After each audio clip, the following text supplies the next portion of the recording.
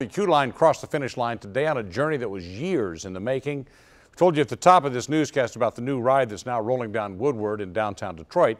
But among the celebrations, protesters fighting for attention to build something else.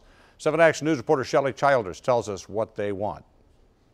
Well, these protesters are actually requesting regional transit. They gathered here at the corner of Grand Circus Park where the QLine is being celebrated today. They tell us they're not against the QLine, they just don't think it's enough. Hey, hey, get on board with the RTA. It's a small but mighty group fighting for more transportation options just as the highly touted QLine takes off on its first ride.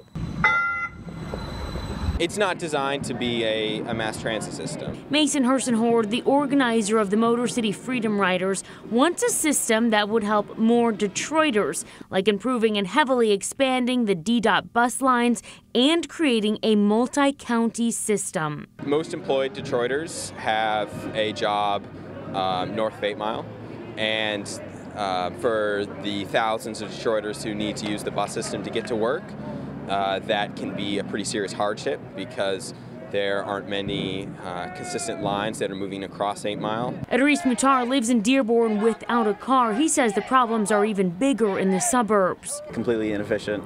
It takes an hour and a half for you to get from one side of Dearborn to the other side of Dearborn? Yep, exactly, because the transfer is at Fairlane.